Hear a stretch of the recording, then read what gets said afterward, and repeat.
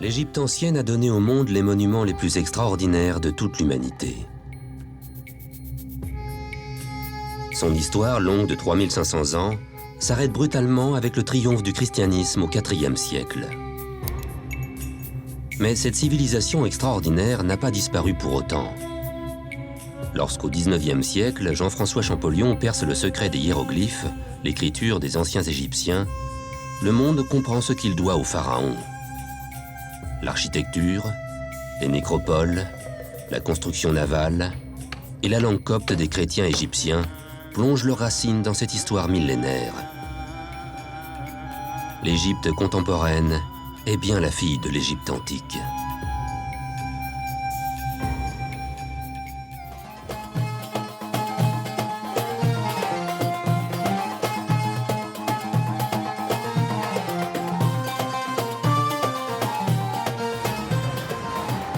Le Caire, cette mégalopole de 16 millions d'habitants, s'étend à perte de vue. En ce mois de juin, malgré la chaleur écrasante, le brouillard de pollution au-dessus de la ville semble moins épais que d'habitude. Nous sommes en plein mois de Ramadan et la ville tourne au ralenti. Les kérotes sortent seulement pour faire leurs courses en prévision de la rupture du jeûne en début de soirée. Environ 95% des Égyptiens sont musulmans. L'islam est partout et fait partie de la vie quotidienne. En témoigne la foule assemblée au pied de la mosquée Al-Hussein dans le centre-ville. Des milliers de croyants se regroupent en attendant la prière du soir. Les repas sont déjà servis. Chacun est suspendu à l'appel du muezzin. Quand il aura prononcé pour la 3e fois Allahu Akbar, ce sera l'iftar, la rupture du jeûne.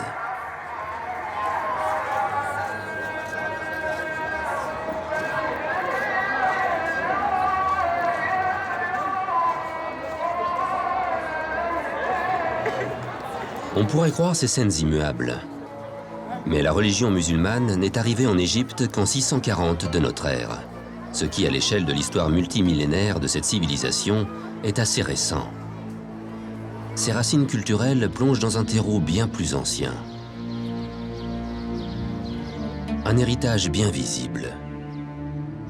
À Gizeh, en banlieue du Caire, les anciens Égyptiens ont érigé ce qui est encore l'emblème du pays pour le monde entier, les pyramides. Ces immenses tombeaux ont été construits sous l'Ancien Empire, il y a plus de 4500 ans. Ce sont de véritables prouesses d'architecture. La pyramide de Khéops mesure 147 mètres de haut. C'est la plus haute d'Égypte, et c'est la seule des 7 merveilles du monde antique qui a résisté au temps. Celle du pharaon Képhren est presque sa jumelle. Le site des pyramides a vu passer des millions de touristes depuis l'Antiquité, mais aussi de nombreux chefs d'État. Doha est guide conférencière francophone. Elle a eu la chance d'en faire la visite guidée à François Mitterrand et à Jacques Chirac. Qu'on soit président, qu'on soit un chef d'État, qu'on soit un simple ouvrier, les pyramides n'arrêtent pas de fasciner tout le monde. Le premier étranger à avoir visité les pyramides et à les décrire est grec. On le surnomme le père de l'histoire. C'est Hérodote, vers 430 avant notre ère. Le mot pyramide, qu'on utilise maintenant, parlant de ces monuments, c'est un mot qui vient de l'époque grecque, c'est le mot pyramis. Les Grecs préparaient un gâteau qu'ils appelaient pyramis, qui avait cette forme-là. En venant en Égypte, ils ont trouvé leur gâteau en pierre avec une taille pharaonique, ils leur ont donné le même nom. Et la forme pyramidale elle-même était une forme sacrée parce que ça imite les rayons du soleil, sortant du soleil, couvrant la terre avec des rayons qui ont des formes pyramidales. Et c'est comme ça que le roi, qui a été considéré comme l'incarnation du soleil sur la terre, veut absolument se faire enterrer à l'intérieur ou sous une forme sacrée, qui était la forme de la pyramide ou la forme des rayons du soleil. Le droit de se faire enterrer dans une pyramide était réservé aux pharaons et ses épouses de la famille royale. Même les princes et les princesses n'avaient pas ce droit. Quels que soient leurs moyens, ils se faisaient enterrer plutôt dans ce qu'on appelle maintenant les mastabas.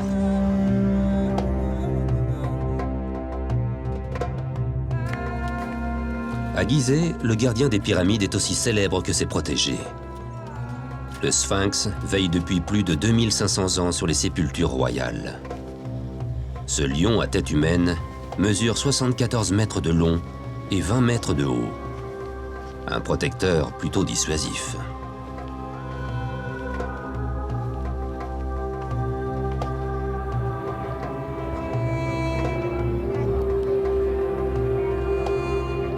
Ici, nous sommes entre les pattes de ce fameux sphinx qui a les traits du visage représentant Khéphren, le constructeur de la deuxième pyramide. Cette stèle en granit rose entre les pattes du sphinx est la stèle qui commémore en fait le rêve de Thothmosis IV autour du XVIe siècle avant Jésus-Christ. Et le sphinx est ensablé et il était à la chasse des animaux du désert. Il s'est endormi à l'ombre de la tête du sphinx et il a eu un rêve que le dieu solaire lui est apparu et qui lui parle et qui lui dit « Si tu me désensables, je te promets le trône ». Il s'est réveillé, il a raconté l'histoire au prêtre, on l'a cru et on a commencé à désensabler le sphinx. Et c'est une preuve que le sphinx, en fait, n'arrêtait pas de s'ensabler et de se faire désensabler. On l'a désensablé aussi à l'époque grecque et à l'époque romaine. Et puis à partir du moment où la religion chrétienne devient religion officielle du pays, ce site, comme tout autre site, va devenir un lieu païen et ça va être complètement négligé et le sphinx va s'ensabler encore une fois. Et c'est le fait qu'il a protégé d'ailleurs. Les Coptes étaient les premiers qui ont commencé à mutiler la figure du sphinx et puis les Arabes vont continuer la tâche. Il y a une légende ou une histoire qui raconte qu'un certain Saïm ad-Dahr de l'époque Memlouk, qui trouvait que le sphinx était une représentation païenne, il est venu, il a mutilé la figure du sphinx où il a plutôt cassé le nez. C'est pas Obélix qui l'a cassé.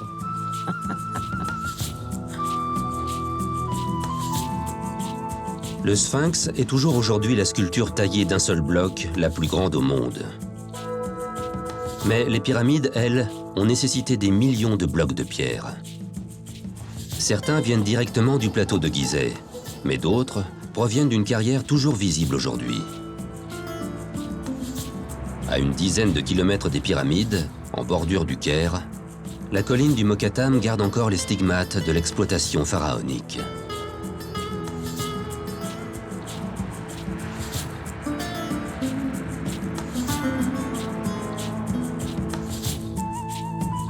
Certaines pierres venaient de beaucoup plus loin, grâce à une voie de communication naturelle, le Nil.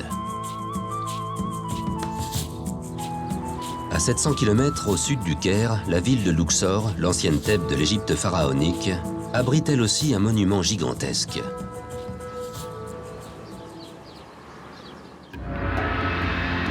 Le temple de Karnak a, comme les pyramides, nécessité un nombre impressionnant de pierres. C'est le complexe religieux le plus vaste de l'Antiquité. Il s'étend sur 2 km².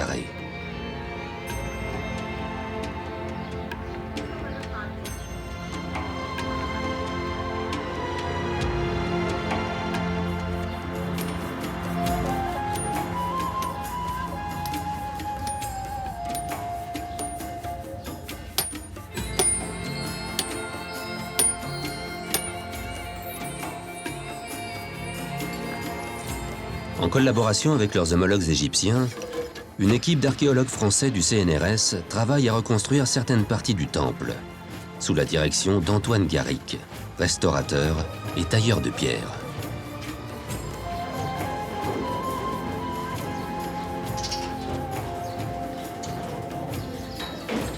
La statue de Toutankhamon qu'on a ici, elle a à peu près 3500 ans, quoi. Donc elle n'est pas toute jeune, non. Elle a été fracturée, on ne sait pas pourquoi. Il manque des éléments, sûrement après une chute ou un pillage, mais ce qui en reste est quand même en très très bon état de conservation, quoi. Et on a retrouvé en fait le fragment de nez ici il y a une dizaine d'années, dans la zone ici, lors d'une fouille. Et donc il a été recollé il y a une petite dizaine d'années en fait. Bientôt on va donc déposer cette statue, dont on va remplacer donc, la partie manquante donc, ici, vous voyez, qui est en ciment. Ça a été fait en 1912, je crois. Et ils ont fait ça avec les moyens de l'époque. Donc voilà, aujourd'hui, c'est une statue qui est très visible d'un roi très connu dans le cœur du temple de Karnak. Du coup, c'est un projet voilà, intéressant et important aussi pour l'histoire du site et pour les Égyptiens, de mettre vraiment en valeur cette statue avec une meilleure qualité de présentation, quoi. Donc on va démonter tout ça pour remplacer en fait ces deux parties manquantes par de la pierre neuve, avec donc des beaux blocs taillés qui vont restituer vraiment la forme réelle de la statue, quoi. La restauration de cette statue est conçue pour être entièrement réversible si un jour les parties manquantes de Toutankhamon étaient retrouvées. Sur le chantier, la sculpture du buste et de la jambe gauche du pharaon a déjà débuté. Antoine Garric travaille un bloc de grès très proche de ceux qu'on utilisait dans l'Antiquité.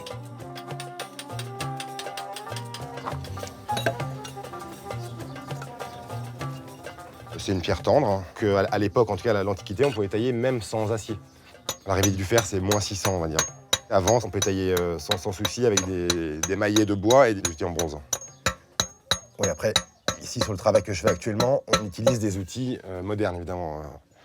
On pourrait, entre guillemets, s'amuser à le faire avec des outils antiques, ça prendrait 10 fois plus de temps. Si on le fait, ça s'appelle de l'archéologie expérimentale, c'est-à-dire que c'est un but bien défini, etc. Bon, là, c'est pas le but de l'opération.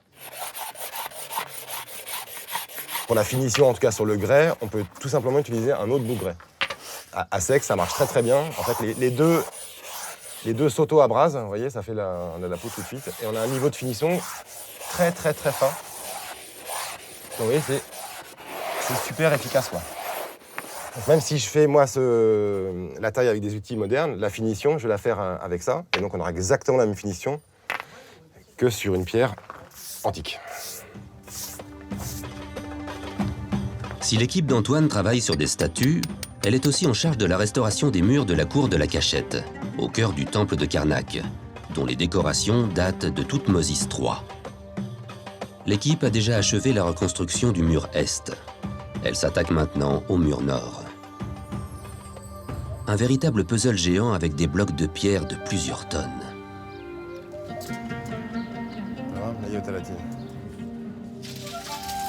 Antoine est aidé par Mohamed, un tailleur de pierre égyptien qui l'a formé.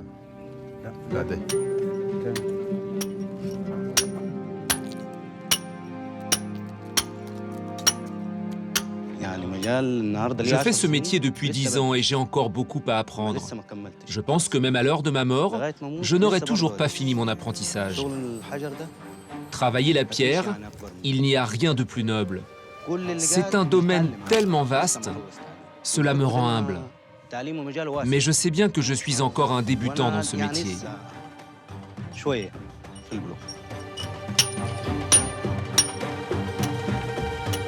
En Égypte, les tailleurs de pierre ont du travail pour plusieurs générations, tant les découvertes archéologiques sont nombreuses. Et si au premier coup d'œil, certains édifices antiques semblent intacts, ils sont en réalité très incomplets.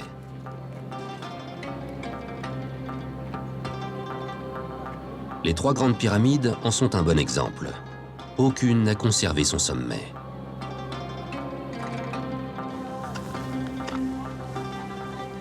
Ça, c'est le pyramidion qui devait surmonter la pyramide. Ce bloc était originel, on l'a trouvé enfui dans le sable en faisant les fouilles. Et c'est le sommet de la pyramide. Sur la pyramide de Képhren, on voit une bonne partie de son revêtement. Elle a perdu la pointe du sommet, mais on voit quand même, ou on peut imaginer comment étaient les faces des pyramides avec leur sommet. Ça devait être très joli, impressionnant d'ailleurs. De nos jours, on a du mal à imaginer l'aspect initial des grandes pyramides. Elles devaient être majestueuses, parées de leur revêtement d'un blanc éclatant et parfaitement lisse. Mais depuis 4500 ans, elles ont perdu de leur superbe, comme la plupart des monuments pharaoniques. Jean-François Champollion, le grand égyptologue français, est venu en Égypte vers 1830. On estime que 70% de ce qu'il a vu et décrit à l'époque a complètement disparu aujourd'hui. Les causes sont multiples. L'érosion, les tremblements de terre, les crues du Nil et surtout l'homme. La pyramide a été utilisée pendant des siècles et des siècles comme une carrière. Et c'est malheureusement comme ça qu'elle a perdu son revêtement. Le revêtement a disparu et une bonne partie aussi de la base a disparu. Et Mohamed Ali, le roi d'Égypte du 19e siècle, est très fier de lui-même d'avoir construit un barrage au nord du Caire en se servant des revêtements de ces pyramides. Chaque génération est venue se servir sur les monuments pharaoniques. Dès l'Antiquité, certains pharaons réutilisaient les monuments de leurs prédécesseurs. Puis les Grecs, les Romains et les chrétiens se sont eux aussi allègrement fournis en blocs de pierre sur les vestiges antiques. La majesté de l'Égypte musulmane s'est également construite avec les débris de la gloire pharaonique. Au Caire, le fondateur de la dynastie des Mamelouks, au XIVe siècle, s'est fait ériger un gigantesque tombeau. Ce mausolée n'aurait peut-être jamais vu le jour sans l'aide bien involontaire des anciens Égyptiens.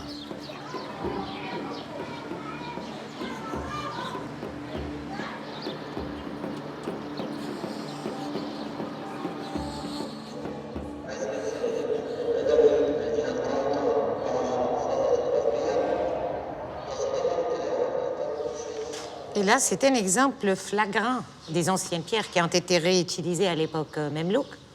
Et on voit le dieu solaire au sommet du cartouche. Le cartouche par terre ici, c'est pas fait par hasard, c'est fait exprès pour écraser tout ce qui vient de l'époque païenne. D'ailleurs, jusqu'à maintenant, les anciens Égyptiens d'abord avaient l'habitude de marcher à tout ce qu'ils n'aimaient pas, de les représenter sous leurs pieds. Et jusqu'à maintenant, dans le langage courant des Égyptiens, on dit « je vais te marcher dessus », qui veut dire « je vais t'écraser ». Et là, ils écrasent tout ce qui vient de l'époque pharaonique.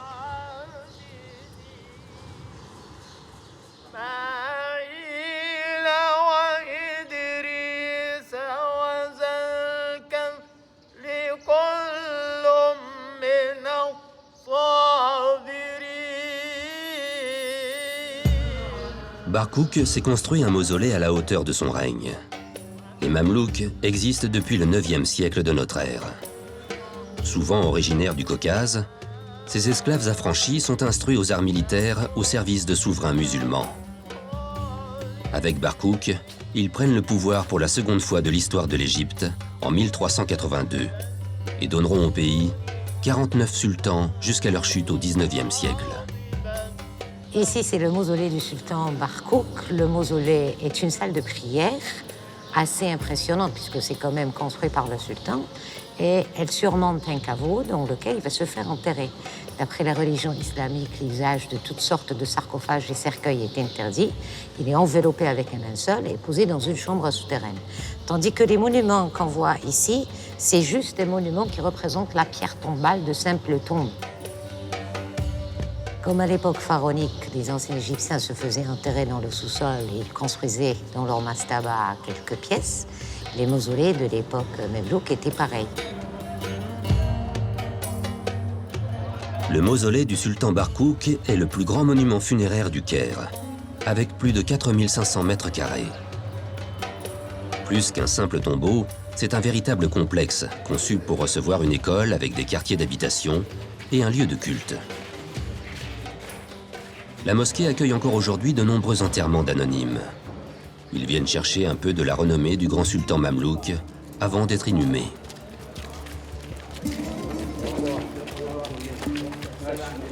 C'est en grimpant au sommet des minarets que l'on prend conscience de l'influence qu'a eu Barkouk sur cette partie du Caire.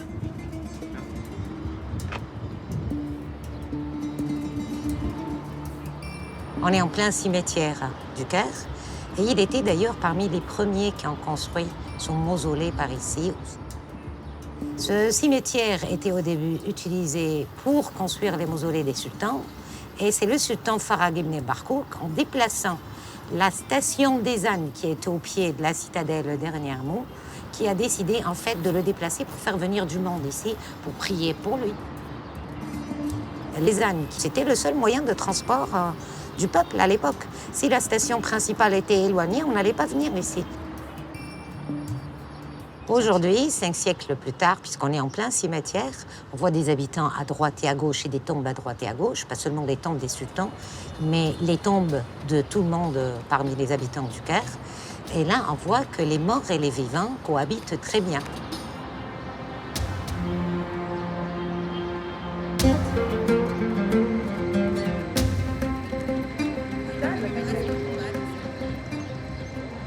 Le cimetière qui entoure le mausolée du sultan Barkouk est gigantesque. Il occupe une grande partie de l'est du Caire. Les autorités estiment qu'1 demi-million de personnes vivent dans ce qu'on surnomme la cité des morts. Les vivants s'accommodent de ce voisinage très original. Ils n'ont pas le choix. La surpopulation et la hausse des loyers ont repoussé de nombreux kérotes dans les cimetières du Caire. Une implantation d'autant plus facile que la cité des morts est organisée comme une véritable ville, avec ses rues, ses avenues, ses places.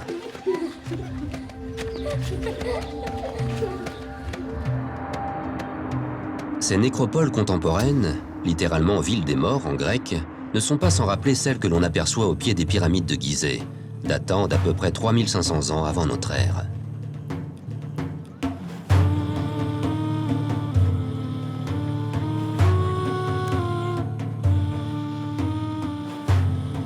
Nous sommes ici en pleine nécropole, derrière la pyramide de Khéops.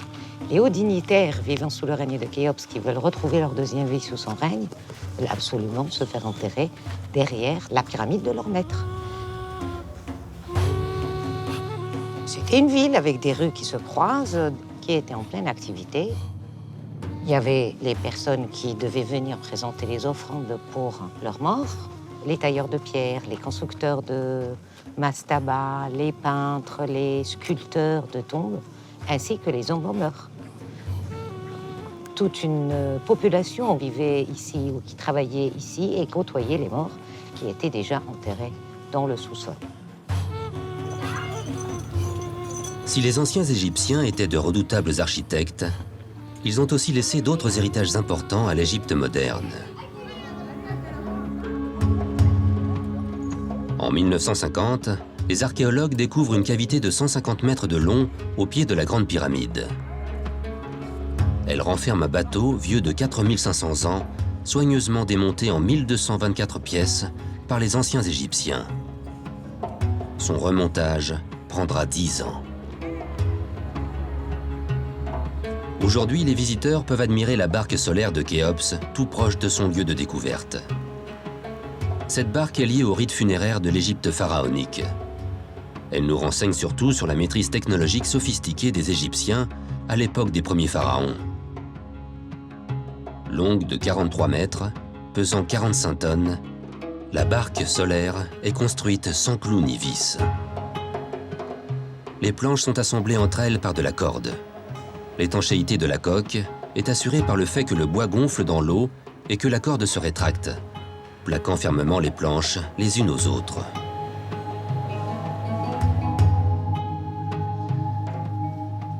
Ce système de construction navale simple et ingénieux a fait la grandeur de l'Égypte, en unifiant ce grand pays grâce à son principal axe de communication, le Nil.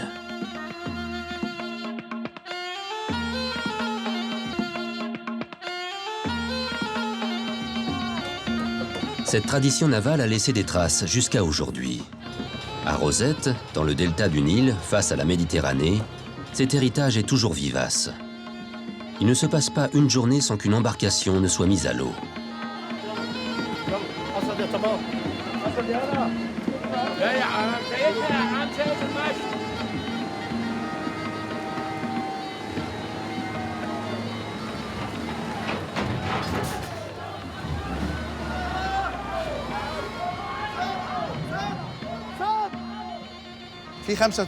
À Rosette, il y a environ 35 chantiers navals.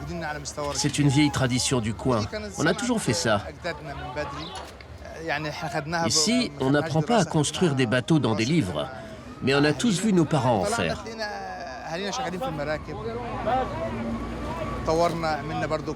À l'époque, ils faisaient plutôt des petits bateaux de pêche et des transporteurs de marchandises. Aujourd'hui, l'industrie navale ici, c'est plutôt des gros yachts ou des bateaux de tourisme. Les constructeurs de Rosette se sont adaptés à la demande. La plupart des bateaux qu'ils fabriquent sont en acier. Mais dès qu'ils le peuvent, ils travaillent le même matériau que leurs ancêtres pharaoniques, le bois. Lui, c'est mon bateau en bois. Je suis en train de me le faire construire, parce que j'ai envie de garder les traditions.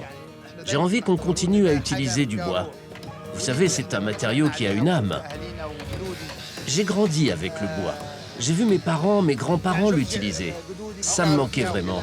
Alors je me suis fait faire un bateau en bois.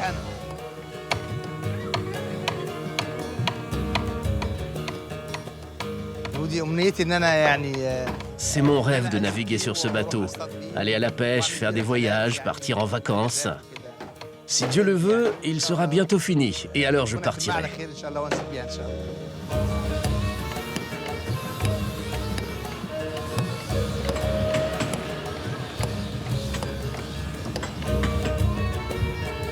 En plein mois de Ramadan, en journée, la construction navale est ralentie. La nuit, une fois la rupture du jeûne consommée, Rosette reprend son activité intense au rythme des soudeurs et des ouvriers des chantiers.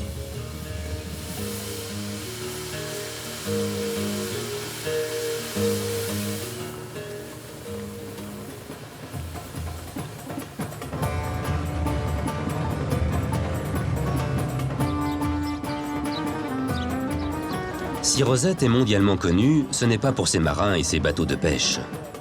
Sa renommée, elle la doit à une simple stèle, la pierre de Rosette, qui permit de lever l'un des plus grands mystères de l'archéologie, le déchiffrement des hiéroglyphes. C'est dans le fort de Qaït Bay qu'elle a été retrouvée en 1799.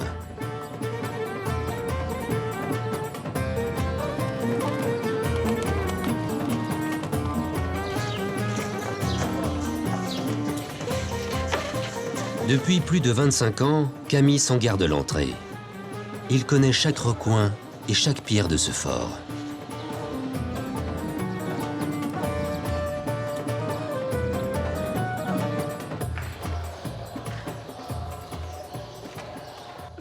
C'est dans ce bastion que vivaient les soldats et qu'on stockait les munitions. Mais vous voyez ces colonnes pharaoniques et ce bloc de pierre là-bas? Ce sont aussi des vestiges antiques. Et des comme ça, il y en a partout dans le fort.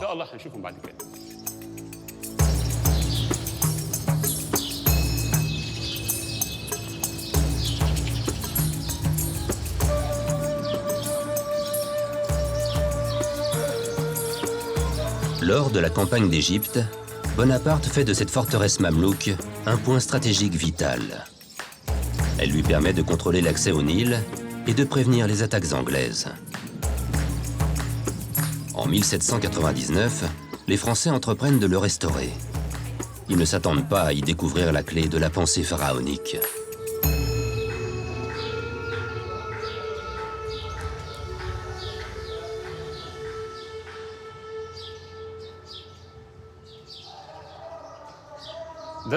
Voici une reproduction de la pierre de Rosette. L'original est au British Museum à Londres. C'est Bouchard, un officier français, qui l'a découverte alors qu'il était stationné dans le fort pendant la campagne d'Égypte. Ensuite, Champollion l'a étudiée. La pierre est écrite en 3 langues, en hiéroglyphes, en démotique et en grec ancien. C'est le même décret pharaonique, mais dans 3 langues différentes.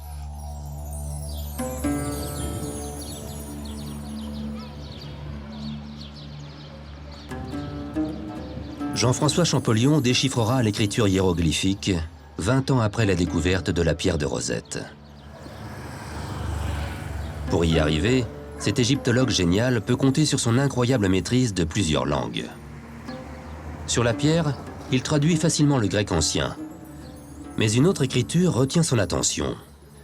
Le démotique, une version écrite simplifiée des hiéroglyphes pour un usage quotidien.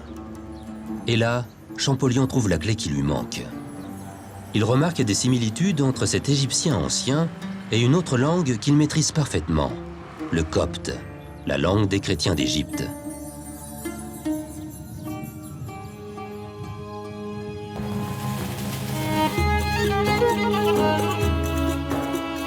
Les coptes sont toujours présents en Égypte. Ils comptent à peu près 7 millions de fidèles. L'un de leurs centres spirituels se trouve dans le Wadi Natroum, une région semi-désertique à une centaine de kilomètres au sud de Rosette.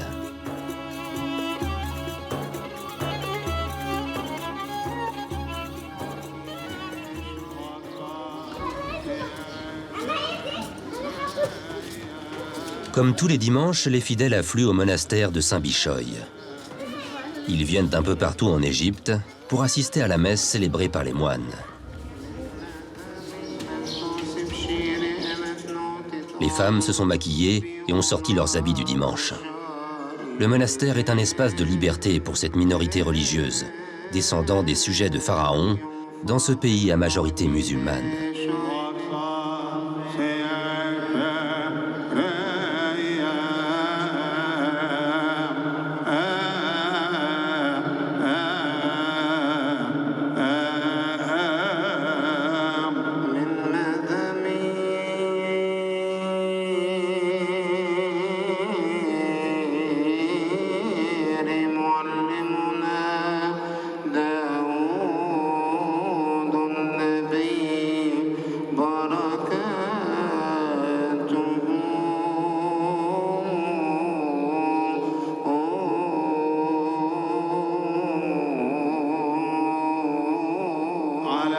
Sameh est copte. Il est aussi guide conférencier, spécialiste de l'égyptologie. D'après lui, la civilisation pharaonique n'est pas morte. Elle survit encore à travers sa communauté. Le copte, c'est la langue liturgique de l'Église égyptienne et c'est la dernière évolution de la langue que les anciens Égyptiens parlaient il y a quelques milliers d'années. Pour des raisons pratiques, ils ont utilisé l'alphabet grec pour écrire cette langue.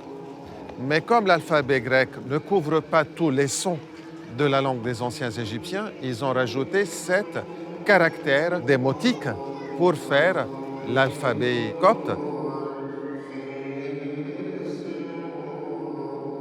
Et donc, pendant la messe, ce n'est pas uniquement qu'on voit la continuité de l'Égypte ancienne à travers la langue, mais également à travers les chants, à travers le rythme, l'utilisation de l'encens. Ça nous donne une idée de ce qui existait dans les temples des anciens Égyptiens.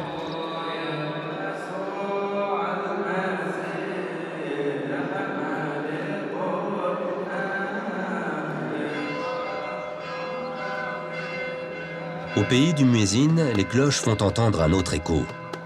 L'histoire du christianisme est liée à l'histoire de l'Égypte. Depuis plus de 16 siècles, les moines ont pris racine dans le désert du Sété.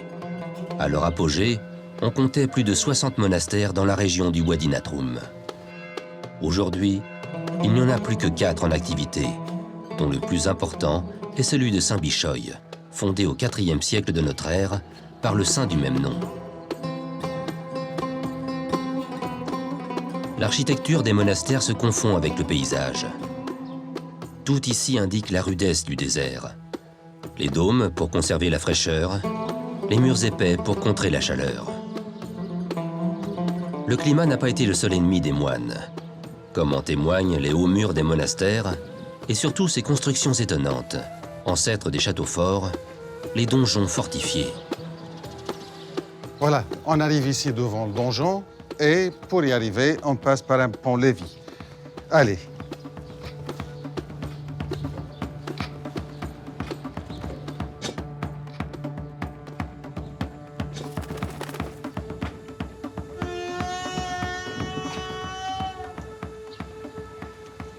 Il y a dans tous les monastères de cette époque des donjons comme ça pour protéger les moines contre les attaques éventuelles des Berbères, des habitants du désert autour de ces monastères.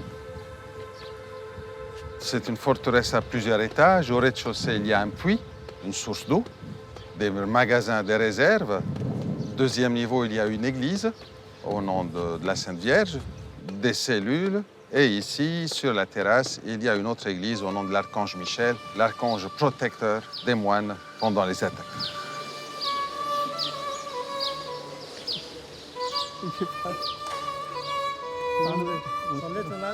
Une protection divine qui n'a pas empêché le martyre de quelques-uns. Mais malgré les attaques, les razzias et parfois la répression dont ils ont été les victimes, les moines coptes du Wadi Natroum n'ont jamais perdu la foi. Cette dévotion inébranlable se lit encore sur les murs de la chapelle du monastère de Suriani, tout proche de celui de Saint-Bishoy.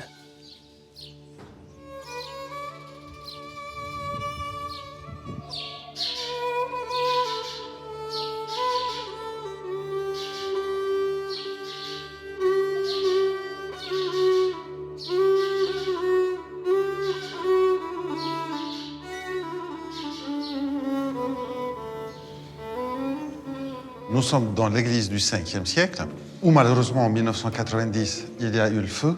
La moquette a pris le feu, tout a brûlé. Et là, il y avait une fresque qui a complètement noirci. Donc, il y a eu une équipe de l'Institut français de l'archéologie orientale qui est venue pour nettoyer cette fresque. Et en nettoyant la fresque, ils ont découvert qu'il y a une deuxième fresque en dessous.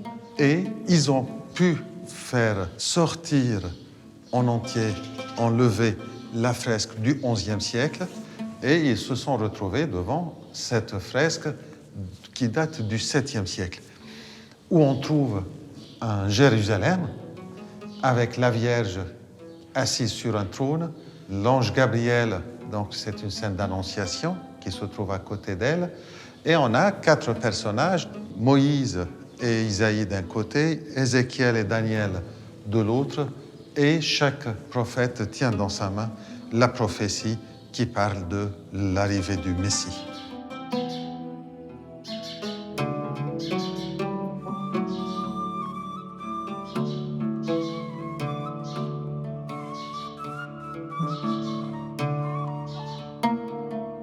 Ici, on a d'autres fresques, on a 2 couches, une couche 7e et une couche 11e. Sur la demi-coupole au-dessus de moi, c'est la couche 11e, où on a une scène d'annonciation et une scène de nativité. Et ici, on a des saints cavaliers dont on ne connaît pas les noms. On a des saints médecins, et c'est une couche du 7e siècle. Vous voyez, ici, on voit bien qu'il y a plusieurs couches dans l'église. Ça, c'est la première, 2e, 3e et 4e. Ces fresques sur lesquelles le temps n'a pas eu prise offrent aux visiteurs une opportunité hors norme. Celle d'admirer dans leurs couleurs originelles des peintures murales vieilles de 1300 ans.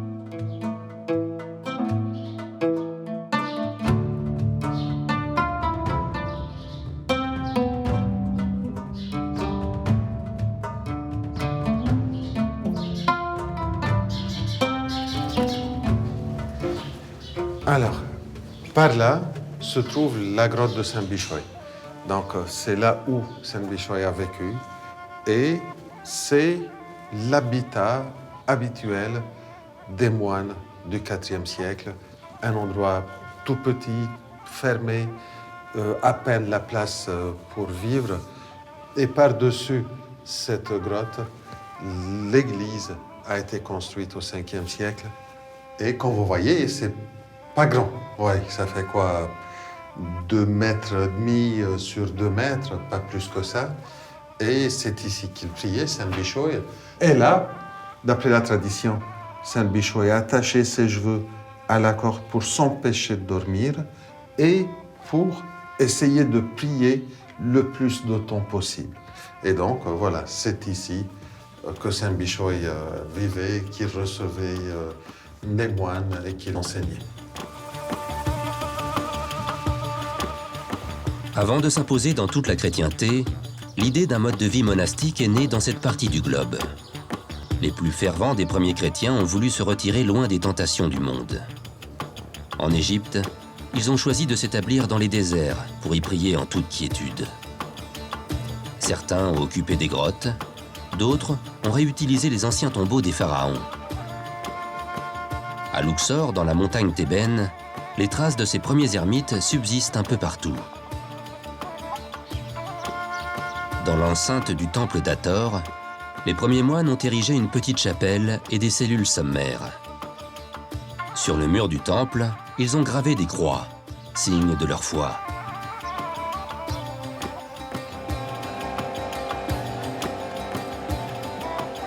Mais aux confins des cataractes du Nil, dans l'île de Philae, la présence copte est malheureusement beaucoup plus visible. Dans ce haut lieu de la religion pharaonique, les chrétiens se sont acharnés contre ce qu'ils considéraient comme des idoles païennes. Chaque dieu égyptien a été méthodiquement martelé comme un symbole de la victoire du monothéisme sur les anciennes religions.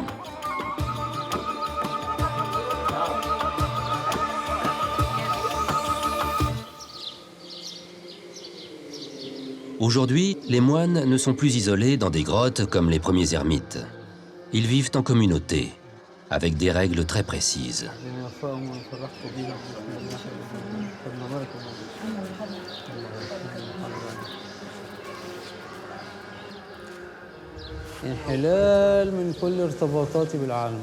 Quand on devient moine, on rompt tous ses engagements avec le monde extérieur. Nos amis, nos familles et notre ancien travail. Nous cherchons ainsi à créer une relation exclusive et privilégiée avec Dieu. C'est la clé du monachisme. Rompre avec tous et s'associer avec un seul. Et pour cela, il y a 3 conditions. Il faut vivre dans la pauvreté, la chasteté et l'obéissance. Ce sont les 3 éléments essentiels pour devenir moine.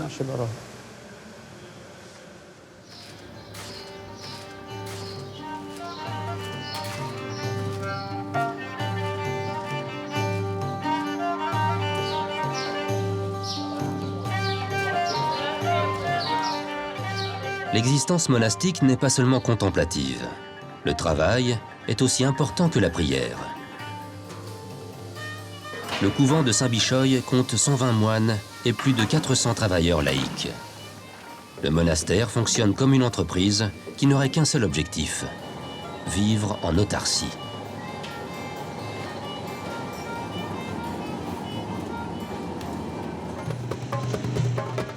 Tout ou presque est produit ou fabriqué sur place. Les repas, le pain, les cierges et surtout le vin. Car dans un pays à majorité musulmane où l'alcool est proscrit, il est très difficile d'en trouver dans le commerce. On colle sur les bouteilles une étiquette avec le nom du monastère et une image de Saint-Bishoy. Et là, il est écrit « Vallée du Wadi Natroum ».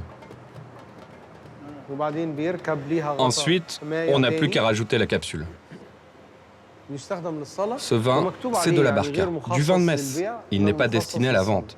On l'utilise ici au monastère et on en donne aussi aux églises qui n'ont pas les moyens de s'en procurer.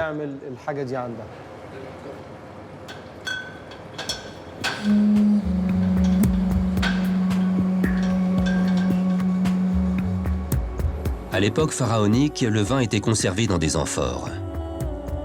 Il était déjà étiqueté avec son millésime, sa provenance, le nom du propriétaire et du maître de chai.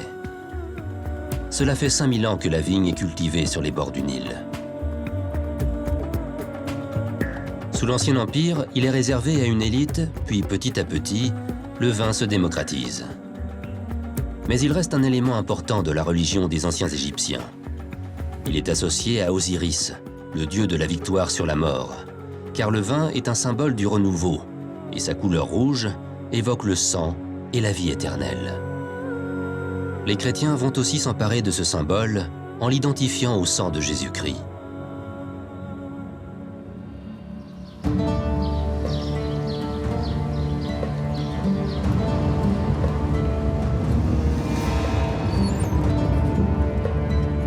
La grande force des moines d'aujourd'hui, comme ceux d'hier, est d'avoir réussi à domestiquer un milieu hostile, à cultiver aux portes du désert.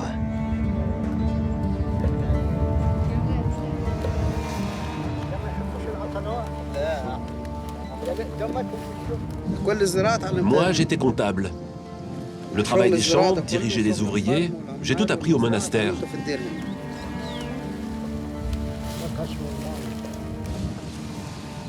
Ça, c'est du gombo.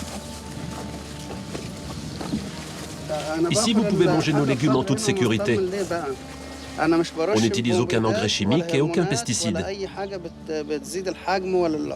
C'est vraiment ce qu'on peut appeler du bio.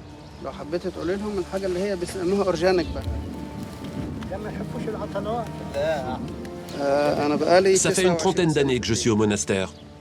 Je suis arrivé en 1990. Je n'y connaissais rien du tout. J'ai tout appris ici. Et franchement, ça me réussit. J'aime cette vie. J'ai 52 ans.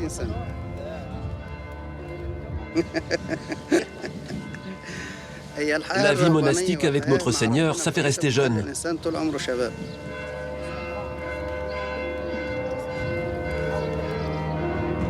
L'Égypte pharaonique est encore de ce monde. Elle a survécu à travers la langue copte, l'architecture et certains monuments religieux. Les pyramides de Gizeh ne sont que la partie émergée de cet héritage. L'Égypte contemporaine se considère elle aussi comme la fille des pharaons.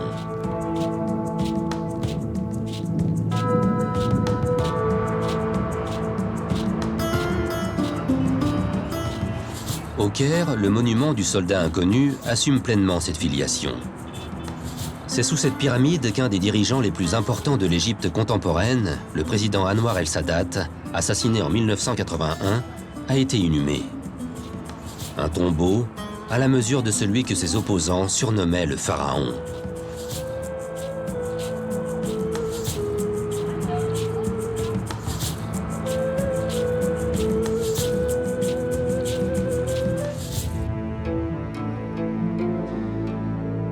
Cet antique passé pharaonique ressurgit partout en Égypte aujourd'hui.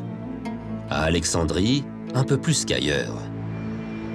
La ville a été fondée par Alexandre le Grand, au bord de la Méditerranée, 3 siècles avant notre ère. En 2002, les Alexandrins ont décidé de faire renaître de ses cendres un monument qui a fait la gloire de cette cité il y a plus de 2000 ans.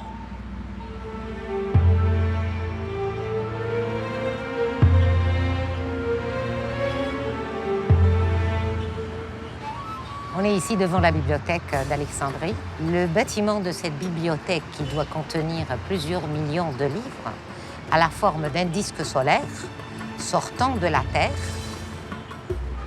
Le disque solaire qui rappelle d'ailleurs le dieu Ra, le roi et le père des dieux, qui éclairait le monde avec ses rayons, qui va continuer à éclairer le monde actuellement avec sa connaissance. C'est un projet pharaonique aussi grand comme les temples d'autrefois. Un ancien Égyptien ne serait pas du tout dépaysé avec le soleil, avec la lune, avec la forme pyramidale. Tous les symboles d'autrefois sont ici, là, présents. La nouvelle bibliothèque d'Alexandrie peut accueillir 8 millions d'ouvrages, loin derrière la plus grande bibliothèque du monde, celle du Congrès aux États-Unis, qui abrite 32 millions de livres.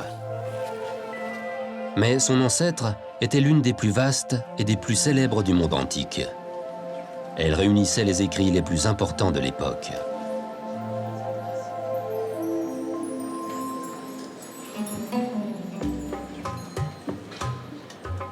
La bibliothèque a été réalisée en même temps d'ailleurs avec le phare d'Alexandrie, une des 7 merveilles anciennes du monde. Ça a été créé durant le IIIe siècle avant Jésus-Christ, sous le règne de Ptolémée III. Et c'était pas seulement une bibliothèque pour conserver les manuscrits, mais c'était aussi un lieu d'étude et de recherche.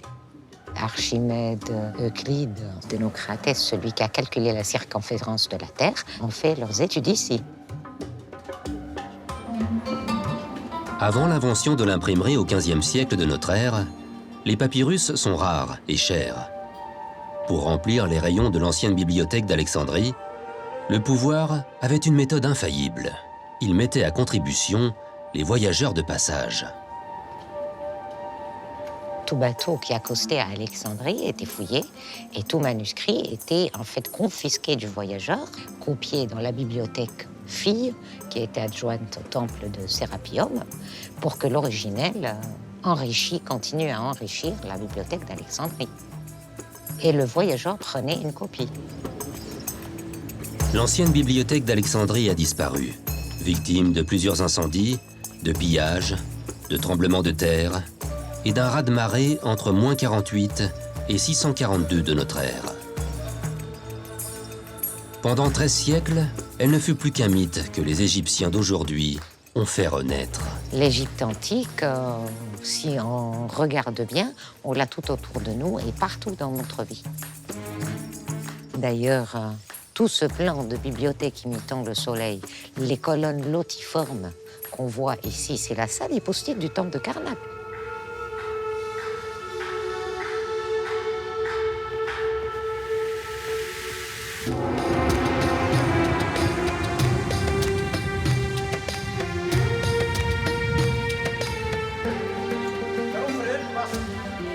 L'Égypte antique n'a pas disparu.